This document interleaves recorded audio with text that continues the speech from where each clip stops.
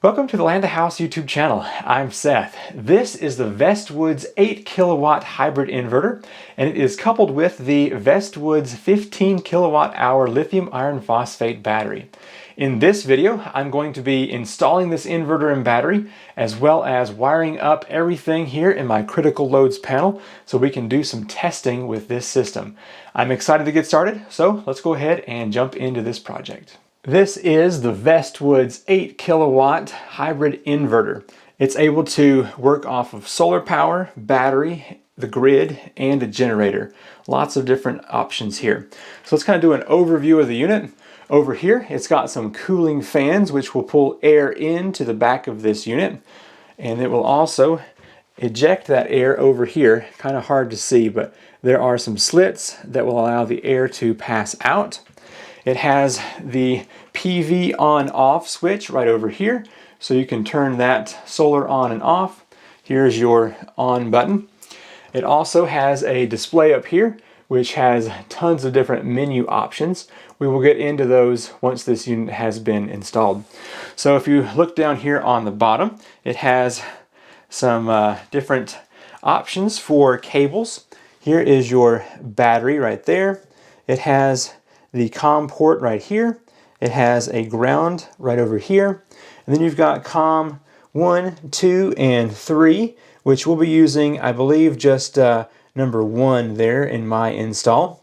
If you move over to the back here, you can see it's got the PV positive, PV negative. This has 4 different MPPT charge controllers, so you can put 4 different strings of PV in here.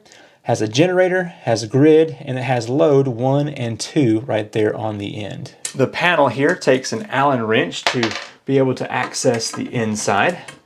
I've already loosened these screws so we can get this off of here. Whenever I pop this panel off, let's go ahead and look into here to see what all we have available to us. Over here we have battery positive and battery negative. There are 4 different bolts you can use for this. The little plastic cover just pops off so you can access those. We'll be using that here pretty soon. Over here you have 6 different Ethernet ports. This one right here is the BMS, so that will be an Ethernet cable that goes down to the battery. And the others will either have one of these connectors to measure either a generator input or your grid input, or different communication ports up here as well. Moving over here, you have your 4 different PV inputs, positives and negatives along there. Over here is your generator, load 1, load 2, neutral. You have your grid, load 1, load 2, neutral. And then you have your outputs, load 1 and load 2 over here. In order to put the wire in, you have to have a screwdriver to press down on these orange tabs, and it opens up a spring-loaded piece down below. Now down here on the bottom is your ground bus bar. So you have to put your ground wires down in there. This is a split phase inverter, so I'm just going to be using load 1 with my L1, L2, and neutral on that section. I'll also be using the grid and then of course the input from the solar as well. So let's go ahead and turn over to the battery. This is the Vestwoods lithium iron phosphate battery. It is a 280 pound battery that is designed to speak with the inverter that I have here. So this unit does come with the dedicated cables to attach to the battery. If I move over here, you can see it has the P plus and P negative. It also has 2 different COM ports and a power button, and over on the side is a ground.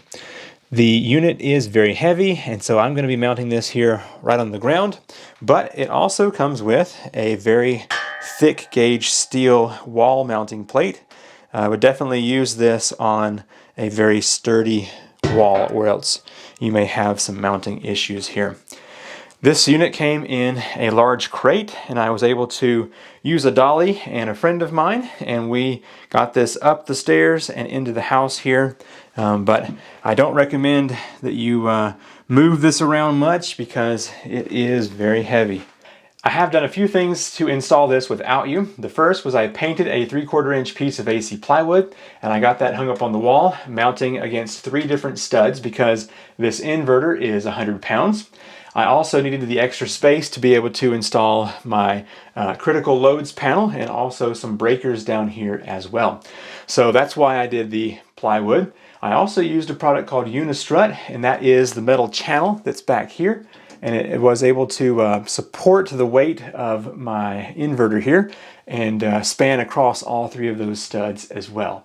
So I also used my car jack on some 2x6s to lift this unit up, and I was able to hold it into position to get those nuts and bolts started where I needed them. So if you have to do this project alone, that is one way. Maybe not the safest way, but it certainly worked. Definitely use a friend if you have one available to you. I also went ahead and hung up my critical loads panel. So how this is going to work, I have got my battery down here, and so power is going to come into the unit from solar over here on the PV inputs. This unit is going to take that power and store it into the battery. When the battery is full, it can also use that power to feed this. It's the critical loads panel. So I'm going to be removing some circuits out of my main house panel over here and putting them in here. And so this system will be dedicated to this panel until the battery drops low. Once that happens, this will have a switch in here that clicks over, and power from the grid will be fed into here, and then this will feed this panel. So basically bypassing the inverter setting and just letting the grid power run this critical load panel. So it has a 10 millisecond switch in here, so even my computer should be just fine using this to power the inverter, power the circuit, and then once my battery drops low, it just flips over and runs off of regular grid power. So the wiring for that is decently simple. Solar is going to come up through here, and that's going to be where it stops. I'm going to have wires, 8 gauge wire on the load 1, the L1, L2 neutral, and that's going to come out of the inverter up here into the bottom of my critical loads panel, and it's going to feed both legs here. So 240s coming out as split phase, 120 each, so it will feed both sides here. A single neutral will go into the bus bar over here. These should be linked together to provide the power for that. I'll have a ground going over here. All of my breakers will be in this panel attached as if they were over here. And then I will have grid power from over here on a breaker come into the inverter, and that will kind of make that full loop there. And that's what we have to do today. So we're going to start off by knocking out the 2-inch down here, 2-inch up here, and the fun part is going to be knocking out the 2-inch up here to run the power from here up and over into the top of this panel. So let's go ahead and begin this construction. I'm using 2-inch flexible conduit, and the reason for that is because all of these breakers from about this point down will need to have the wires moved over into the critical loads panel. So I'm going to be using some Wago connectors to take these wires up, over, and down. And so I have to have conduit big enough to support all of those wires. I'm also going to have the grid wires that will be coming from a breaker on this panel, and that's 8 gauge. And I also have the 8 gauge coming from over here, which will go through as well. So with all those wires, I decided 2-inch is going to be the size that I need. So first of all, let's knock out this bottom right down here. I need the 2-inch knockout there, and that's just going to be for one of these. It's going to pop right there. The hose is going to come down and over and take the wires. I just have 6 wire in there, and then up here I'm going to use these 90s like this one right here.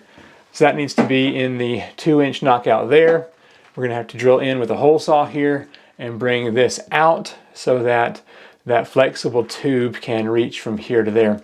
May have to pull out the heat gun to get that flexible hose bent enough here. All right, looks like I need that second to largest ring right here. Well, that was quite a stubborn knockout, but I finally got it.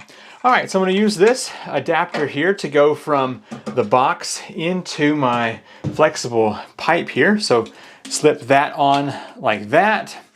And then this piece will go on the other end. Now this piece right here isn't really necessary. I'm just wanting to keep the wires looking neat and tidy. Place this up in here, put the locking nut on.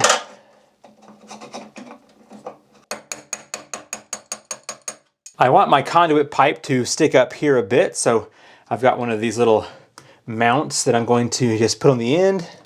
So I can kind of twist this up here, get this screwed into position. All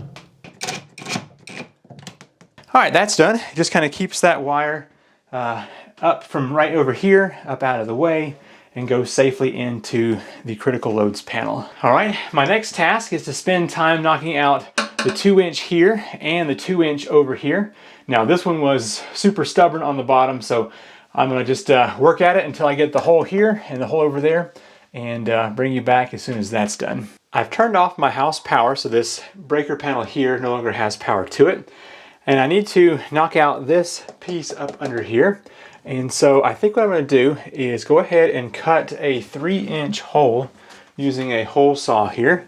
And I may offset it just slightly because I want this to bend that way. And so it looks like I need it to be about right here. I can always use a sheetrock knife to expand this hole size if need be. So I'm going to go slow. There shouldn't be any wires there. I think I'm going to cover some stuff up here. It's too much dust.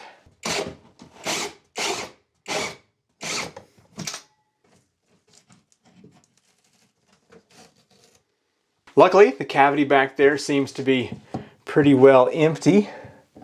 I may have to go up a little higher there on my hole to make sure this fits properly. Okay, that looks good enough for me. I just stuck that little 90 down in there and tightened it up, and then got this one over here tightened, and then put this piece of flexible conduit in between, and that's going to be good enough to connect the two different panels together. So my 12 and 14 gauge wires here for these breakers will go up into that hole, circle around, and come out here to be attached to this panel. Now that I have the conduit installed, it's time to begin running the wires.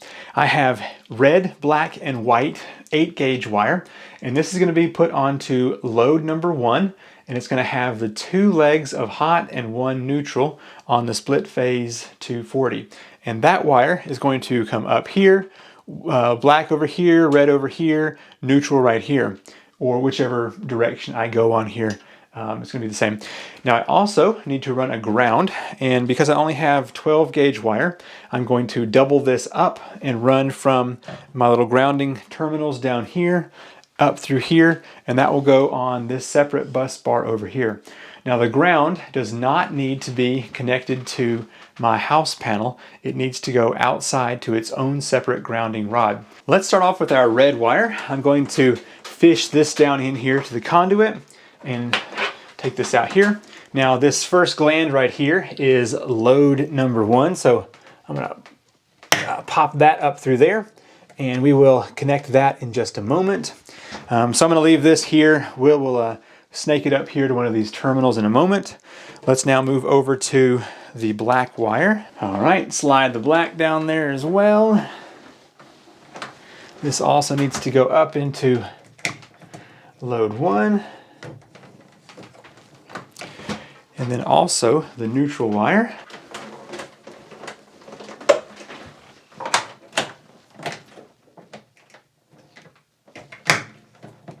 Okay, my white, black, and red wires. I need to strip back some of the sheathing here. I'm going to go somewhere around a 1/2 inch on that and just get it stripped down. All right, let's go ahead and begin with the neutral wire here. This is going to go in the rightmost side. So if I get this lined up here, now there is a little orange tab that I may need to press on the top to get this to push in here. Let's see if it'll do it without. Okay, yeah. So I was able to push that in there, and so in order to release it, I would have to press that button there. So, all right. We'll do L2 as the black wire here. I know my hands are in the way, but hopefully that makes sense to you. All right, so got that pressed in. And then the last one is the red wire there on L1. And now moving up here to the critical loads panel, I'm going to bend my wire down so I have extra to work with. Come up here and let's see, we can cut this about right here. Once again, get this stripped down. I think about a 1/2 inch should be fine. Get that wire pressed in there and then just tighten it down. That takes care of the neutral. I'm going to do something similar with the black and red. So let's just go ahead and dedicate this side over here to be the black wire. So about right there should give us more than enough room. I'm wiring this up to the top lug here, so place that in, go ahead and tighten it down. Nice and tight. And then lastly, I'm going to do the same thing with the red wire. Go down on this side over this way. About right here.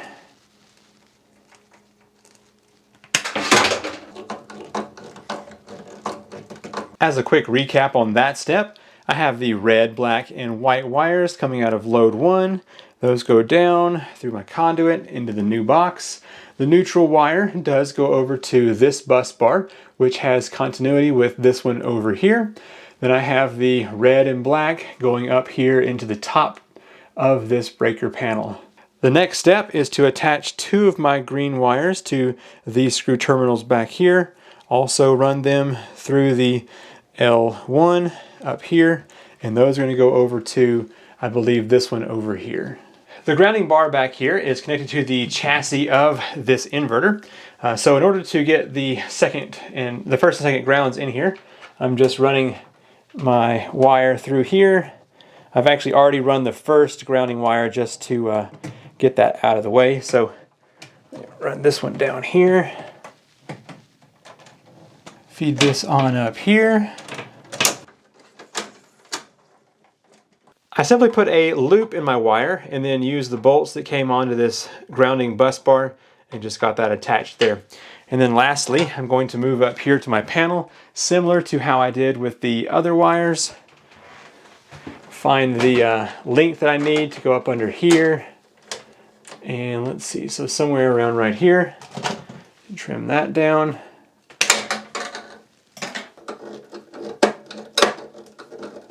Now that I have the wires run from the inverter to the critical loads panel, I also need to run the wire that goes from the main panel, bypasses the critical load panel, and goes to the inverter.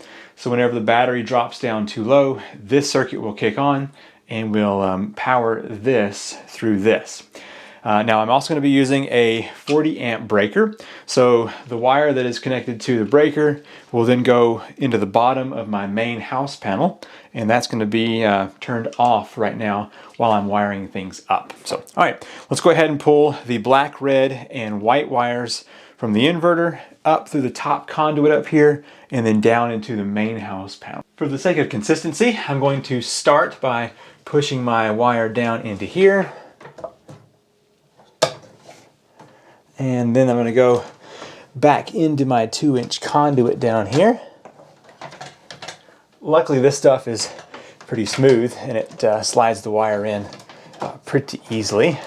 Hopefully it stays easy to work with as I push it through this top sweep up here. Let's see how well that's going to work. It is hitting a bit of a snag up there. I ran the red wire up there as well. It went a lot smoother. I guess it was pressing against the black one as it traveled along. So last one I want to put up here is the white wire. So I'm going to follow along here. Same path as the other two.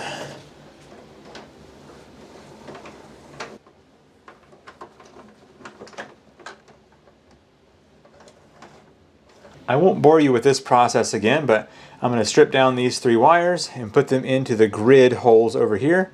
So we got L1, L2, and neutral. I now have my black and red wires over here by my main house breaker box, and I've got that 40 amp breaker. So I need to strip these down and get them into the breaker. So once again, stripping back about a 1/2 inch here. Now I can arrange these a little differently later if I need to, because I'm going to be moving over my breakers here to the new critical load panel. But for now, just going to get these in here. So I've got the breaker turned to the off position, and I'm going to get the red and black wires put into the breaker. There we go. Those are nice and tight. And now I can actually get this put into my breaker box here.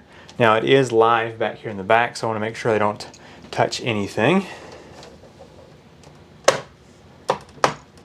So tracing that wire, I've got the red, black, and white there, and it just goes down into my conduit, up here, bypasses over, goes up and around, goes back here on the back, and then down into this lower breaker here. And then I have the white wire here still, and that is going to go into the bus bar back there. I'll wait to do that whenever I have pulled out some of these other breakers and it's easier to get to. This is my disconnect or breaker box for the solar and the battery. So I'm going to have my red and black solar wires coming up to the bottom of this breaker and then leaving up here to go on to my charge controller. And I also have a midnight solar surge protector device, and that will have the red, black, and green wires to protect the solar side of my system.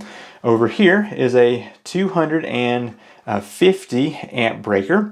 So I'm going to have the positive wire of my battery coming up to this terminal here, goes through the breaker, and then out up here onto the inverter charge controller. So let's go ahead and mount this right here. I do have to have the ground coming in here. It's going to pass through, and it's going to attach to the surge protector, and then it will continue on down outside. My electronic system is right past this wall, so I am going to be installing this grounding rod right here next to the house, and I just need to set this here and then begin driving it down. That's about as far as I can push it by hand. Let's go ahead and hammer this in the rest of the way. I just brought this heavy maul here. Now this is an 8-foot rod, and so I'm going to try to get this down to within an inch or two from the bottom. I'm going to mount this right down here. And now with the breaker box installed, I'm going to run this double ground wire down here. Let's go ahead and get the positive battery cable attached to the inverter. So I've got over here is the battery positive. I'm going to unscrew that terminal there, stick the battery cable up in here, line that up with the threaded hole there, tighten that down. I may come back with a socket set and make sure that's really tight, but for now, just gonna keep it as a placeholder there. Now this battery cable needs to go into my breaker box here, and so what I'm going to do is just kind of have this cable come down, sweep over, and I need to cut it so it will go inside of this box and loop around right in here. So I'm going to give this a little extra space, so cut about right here, and that will allow me to go into those lugs. Just got some big wire cutters here. There we go. And now that lets me use the other side of this cable to go down to the battery. I need to strip this cable down real quick.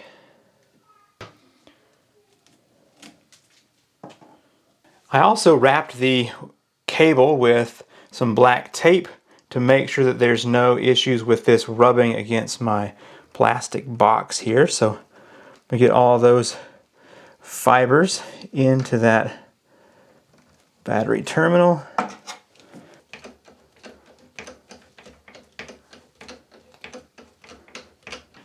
The other half of the positive battery cable is going to go onto the bottom, and that is going to be directed toward the battery. The positive cable is done. Now it's time to move on to the negative. So I'm going to press this up here as well. Line this up here and replace this. Okay, very good. I'll come back later and make sure those are nice and tight. I think I don't want this to kind of follow the same path here. I may even have it go behind the other one so that it will be tucked up here nice and evenly. Something like that. Now I also need to have the communications port, which is this right here. It's just an Ethernet.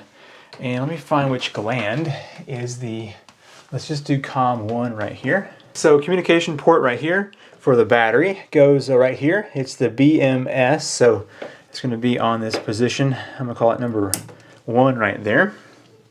All right, very good. And this can also follow the same path here, as long as it has enough reach to get down to the battery. And now, for the sake of keeping my cable management together here, I'm going to put all of these right next to each other, and I'm going to wrap them with some Velcro to keep it here alongside my other conduit pipe. To go from my solar disconnect up to the inverter, I have 10 gauge stranded wire that I'm going to install. Now I want this to be hidden, so it's going to go from the breaker box down here up and through the 2-inch conduit and then into the inverter over here. So let's go ahead and do that right now. I have a small section of 1-inch conduit that's going to bridge this gap and hide the wires. So first of all, I want to place my 10 gauge down here through this gland, kind of where my ground wires are here. I'm going to match those up, and I've also got another little gland fitting right here that these are going to all fit into. And then now I can take my little section of flexible conduit here and place that over here.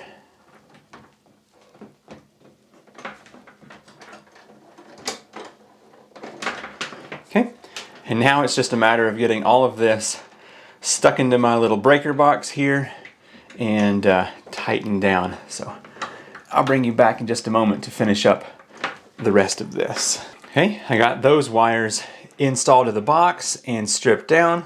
Go ahead and place them into these breakers and then just tighten that down with a screwdriver.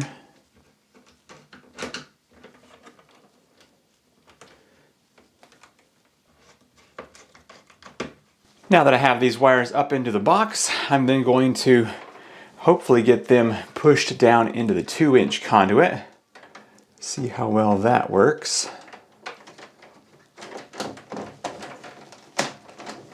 Now it's time to get the wire into the inverter.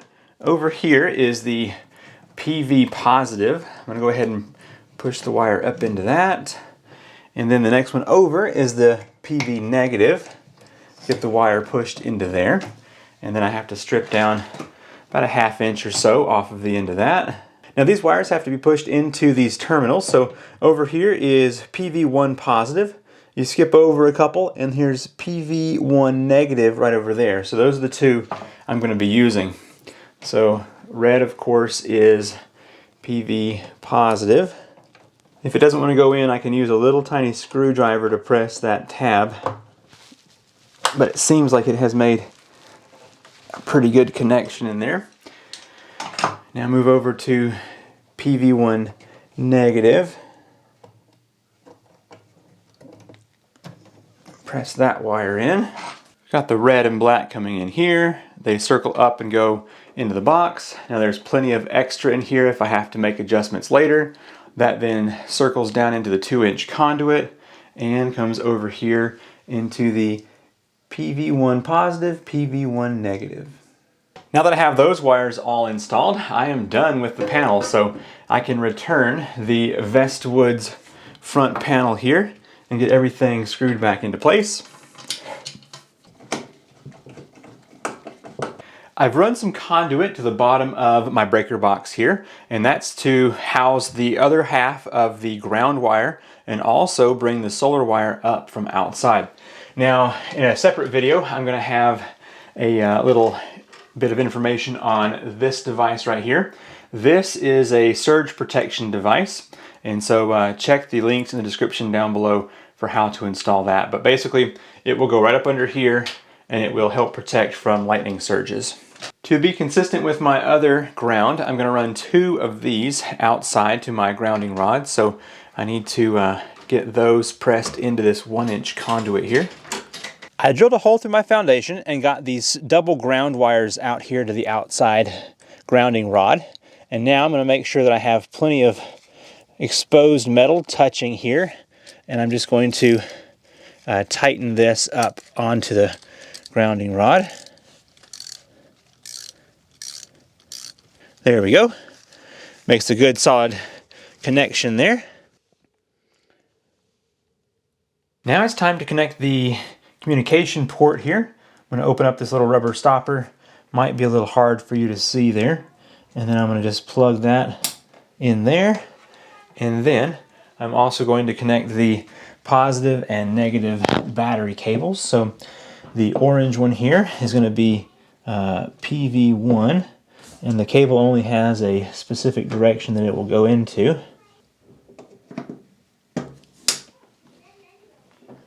As you can see, the communication port is up there in the top. I've got the battery cables where they need to be, right there. And then lastly, we have the on button down here. I just finished getting a couple of things done without you. Number 1, I installed 3 kilowatts of solar panels outside and got those hooked up in here to my little breaker box. I also managed to get the communications cable working between the inverter and the battery. Turns out I had to cut a couple of the wires in that data cable. The company is going to be fixing this issue before these are shipped out commercially. And then lastly, I have tested out my critical loads panel up here, and it is also working properly. All right, go ahead and turn this on. Got between 10 and 13 amps right now. That means it is now time to move over one of the loads here in my main house breaker into the critical loads. I'm going to be using Wago connectors. If you've never seen those before, they look like this right here. See if I can bring that up a little closer for you. Anyway, they basically have a tab that opens up. You stick your wires in there, you pop that tab down, and it's like a wire nut, except it is a straight connector instead of having to twist into those wire nuts. I have also gotten some piece of this Romex rubber, and I'm going to have labels here. So whenever I pull a circuit out of my main panel, I will slip this over the wire. And so if for some reason I need to revert a circuit later over here to the main house panel, I can easily find out which wire goes where and don't have to do a bunch of testing with a multimeter. 3 kilowatts of solar power comes in through here, goes to this breaker, which is on this side over here, and then it goes up here, circles around, and goes into the inverter over here. I also have turned on the PV switch. Now it's getting dark out. The battery up here is at 98%, and if I go into the settings here, let me see if there's any watts coming in from solar whatsoever. Nope, so it's too dark. Solar has stopped. For my example, I have the freezer and refrigerator circuits right here. I'm going to flip these off. I'm going to pull the breaker out, and I'm going to look at the wire size. I have a spool of 14 gauge and a spool of 12 gauge. So whichever wire I need, I will be using that to match what is currently in the house right now. I will then run my critical load wire up and around so that I can connect what's in the house to the new wire here using those Wago connectors, and then I will simply take the breaker that's here and snap it in over here, and that will just allow me to have this feed the house circuit, and if the battery drops too low, the inverter will click over, I think it's 10 millisecond or less, and it will pull grid power over to the inverter, which will then power this off grid instead of the solar. So let's go ahead and turn off the freezer, which just happens to be the one in here. And then that one right there is the refrigerator. All right, I just simply pulled an extension cord so I can pull this out here. Now keep in mind that I'm doing this with the power still on, so I'm going to be careful not to touch anything. There we go. And I'm going to go ahead and remove this wire and see what size it is. All right, I believe that is a 12 gauge. I'm going to place this Wago connector onto the wire. This is my refrigerator indicator. I'm going to slip that over the wire. Press this back in full. All right, good. Made a nice solid connection. I'm going to start feeding this black 12 gauge wire up here through my conduit. Hopefully it makes a nice smooth transition over there. After about 20 minutes of trying, I finally got this wire to go up and around here. How much wire would I need to get down here? So a good bit, it's a couple feet. I think I have about 70 feet of wire maybe. I actually made a bigger loop in this 112 gauge wire and managed to get it over here individually just so we can wrap up this quick critical loads install. So, all right, let me go ahead and show you here that I'm going to move this wire here, which is the refrigerator. Okay, got that done. This 12 gauge wire right here is now connected to the refrigerator of the house. So I can bring this down over here. Let's bend this into position like this. And we'll go ahead and trim this wire down just a little bit. I can strip off that wire. I'm going to reattach this to the breaker. And now I'm going to attach this down here on the very last one of these. Make sure this is still off. With the black wire wired up into this breaker, it's time to also get the neutral from the same circuit pulled over. So once again, just for video purposes here, I'm going to run a single wire over.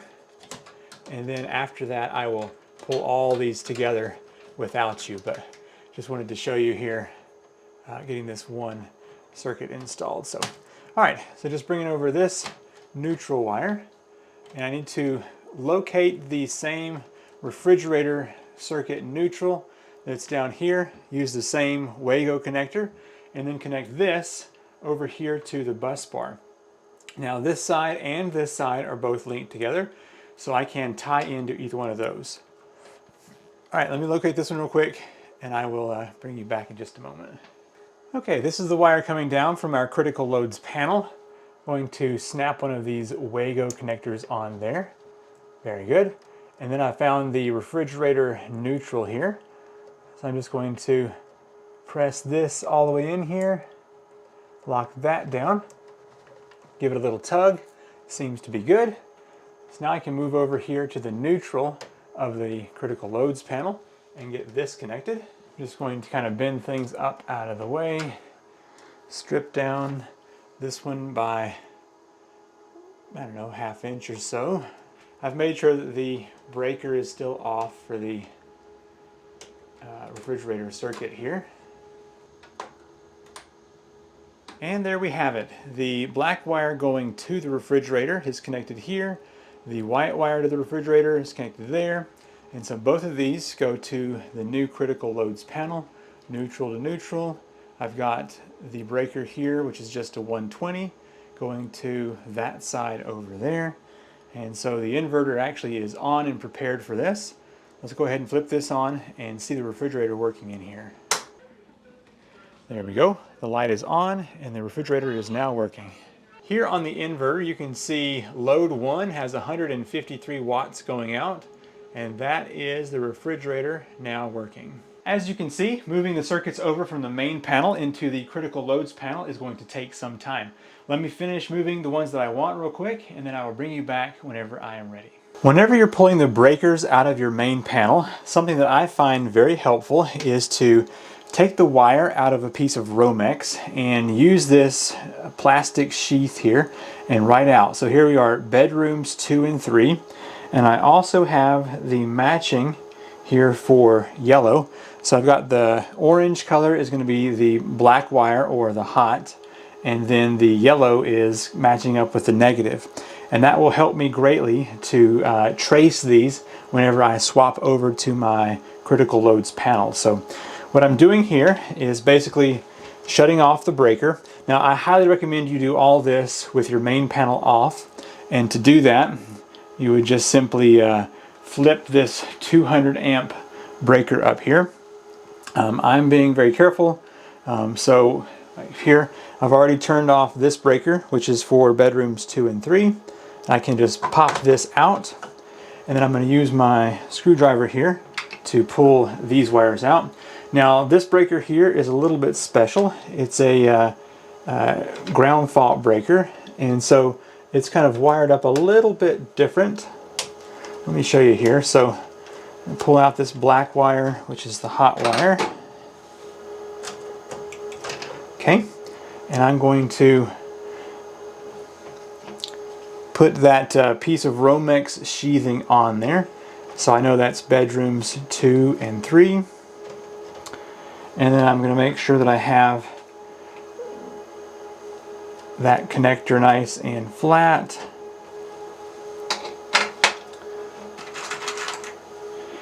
Get a Wago connector here.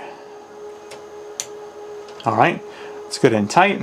And now I also have to pull out the neutral from this same breaker because it's a ground fault breaker here. Do the same thing where I just flatten out that wire to make sure it goes into the Wago connector properly. Now this is the negative, so I'm going to put bedrooms 2 and 3 yellow on here.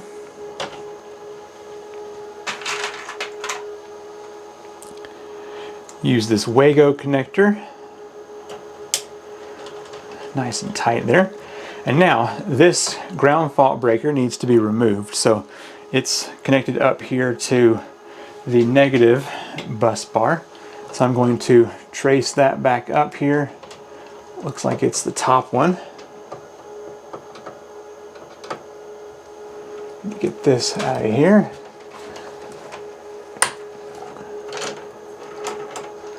All right, so this will go into the other breaker box. There you go. So just keep in mind that adding these little plastic tabs here is super helpful whenever you move these back over. Now, if I bring you over here to my critical loads panel, you can see I'm doing the same. So for instance, I have the refrigerator right here, and I've already got it hooked up and tagged and working. Same up here with the negative, I've got that as well. So I'm going to have basically these little pieces on both sides, and I'll also have these written on my panel lids to know what is what. So keep that in mind, makes things a lot easier. I finally got all of my critical loads moved over to this new panel, as you can see right here, and everything has been working very well now for about a month and a half. So I want to walk through the system real quick, and then I also want to talk to you about a few things that have happened over this month and a half that you may be interested in if you're going to get one of these Vestwoods systems or a system like this. Solar power enters in through the hole right there, sneaks behind the battery in this conduit, goes through a breaker, which then goes up here, skirts around and goes into the PV1 of the Vestwoods inverter, and that feeds the inverter MPPT charge controller. That then goes through these orange cables and gets stored in this big 15 kilowatt hour battery. The communications cable over here does go around and goes into the COM port 1 so that the inverter knows that this is a lithium battery and it knows exactly what to charge that at. So next I have grid power, which if I open up this panel here, you can see I haven't labeled it yet, but this is the grid, and that goes up here, bypasses this panel, goes down into the grid setting over here, and then the inverter then takes that and feeds it to the critical loads. So currently This is just a UPS or a backup to my house.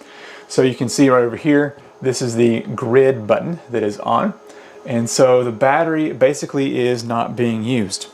Now, if I want to make this an off-grid system, I will have to cut the power from the grid here, and that will, within 10 milliseconds, turn on the battery to use just the battery system. And so none of the lights should turn off, and the computers will also stay on. So that is working very well. Now, something that has been really, really nice is the app. So this is a Wi-Fi dongle down here, and it connects to the app and allows me to check on the current status of the system anywhere in the world, as long as you've got the internet. So this right here, very nice to have. All right, so the inverter then will send power to the different lugs of this sub panel and feed these circuits based on the inverter left or right channel. And everything has been working very well. So issue number one, I wanted this whole system to basically have priority with the battery and the solar. So the solar power would basically feed this load as long as the sun's out. If the sun goes down, then the battery will then take over, and then last minute or last resort, the grid would then pull over here and run the house if need be. That's not the way this thing is working. So right now it has grid priority, and if the grid goes down, the battery kicks on immediately, and the solar and the battery kind of work together to take over on an off-grid situation. So here's my plan. I'm going to be installing a switch to turn off the grid power, and I'm going to have an additional 3 kilowatts of solar up on my hill for a total of 6 kilowatt panels, and that will keep the off-grid setting active unless for some reason I don't have enough sun for a week or more. Then I'll be able to flip the grid back on and use the grid. But it's going to basically have all of the circuits here in my critical loads panel as off-grid as possible. So that was the main disappointment that I had.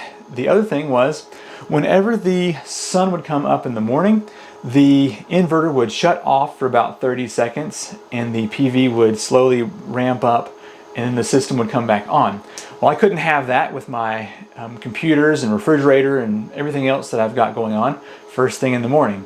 So I contacted the technical support, and they went into the system here and just turned off this cushion setting, and now it's immediate. So if the sun comes up and PV starts charging, it doesn't have any effect on it besides charging the battery. So, all right, let's go ahead and do a quick grid down situation so you can see how I want this battery to perform. All right, so first note, this is my breaker, and this is on the grid setting. If I flip this off, there may be an ever so slight flicker on the lights, or a whole system shutdown. Well, that didn't work. This is supposed to have a 10 millisecond switch so that you never see a difference between the grid power and the battery power. But in this case, it shut down. I changed the mode to battery priority. It was on a different mode, so we'll see if that makes a difference. I may flip the switch here in a moment to see. Anyway, it's off grid now as the second light is on up here. It's got about 350 watts coming in because it's a very cloudy day, and the rest of the house is being supplemented with this battery. So I had run this off grid for a little over a month, and every maybe 8 or 9 days I have to switch back over to the grid, and that charges the battery back up along with the solar. And so I would basically build that back up. And that's why I'm thinking that if I add another 3K of solar, I will have 6K total, and I should be able to run this circuit right here off grid all the time. Now this inverter has tons of information on it. So right here I'm on the PV1. I've got 450 watts coming in. I can scroll down to the other MPPT, which have nothing on them, and I can go here to the battery. So state of charge is 98%, and then I can move down a little bit further and see the inverters. So here you got 120 volts, and it's using 1.7 and 1.5 amps on both sides. So if I move down here, you can see one side of the load is 195 watts. Down here is 150 watts. So the house isn't using tons of power. 3%, 4% on that. You can see the battery is pushing out 32 watts while the PV's got 450 coming in. And now if I want to get into the settings, I can go to setup here. The password is just a bunch of zeros. So you have to go into your battery settings, battery type, and it has to be on the lithium setting here. And then you've got to set your charging currents, your discharging currents. The battery communication here is this CAN. But after all of that is set up, it's nice to go to the home screen and be able to look at things. So typically I leave mine either on the PV1 setting, so I know what's coming in, or this screen here, so I know what the state of the charge is on the battery. I set this to battery priority. Let me run this test again. So I'm going to turn the grid back on, and we shouldn't see this light flicker at all. We'll know if I turn this light off, if it does. So here we go. All right, so grid light turned on, EPS light turned on, and these should swap over here and not have any issues. Okay, and now we're running totally on the grid. So I'm gonna give this a minute or two, and then I will flip this again and see if we have that shutdown issue. Hopefully not, now that I've turned this to the battery priority mode. Okay, I waited about a minute. Let me go ahead and flip the grid power off again, and we'll see if the battery priority mode keeps this system going using the battery as a UPS. So here we go. Let's see if it works. Good. All right, that's much better. So EPS turned on immediately, and the grid power is no longer on. And so let's see, we've got 440 watts coming into the battery. So that right there is exactly what I was hoping would happen. So I just had it set to the wrong setting a moment ago. All right, good deal. There are lots of steps to installing a whole house system like this, so I hope you have enjoyed the video. If you have, leave me a constructive comment down below and I will try to get back to you. Now at the time of this filming, the inverter was not quite available yet, but the battery has just gone live on their site. So I'll have links to these in the description down below for whenever they are fully available. If you have comments, leave those down below and I will try to get back to you. And hopefully I will have a new video for you coming up next. I'm going to install a switch down here so I won't have to alter my breakers, and I can just flip this into grid power or off-grid mode. And my goal is to bring you along to show you how long this inverter will run the house off of just the solar and the battery. Now I am going to be installing that extra 3K of solar up here on the hill to give me a 6K total, and that should get me off the grid totally with these circuits. Now the things that are not on this inverter are my well pump, the dryer, my HVAC system, the hot water heater, and also the stove. Those are my 240 volt systems. So I have a separate system outside that has a grid tie limiter feature that will supplement those loads as well. So anyway, all that to say, subscribe to the channel if you haven't already, and I will see you in the next video.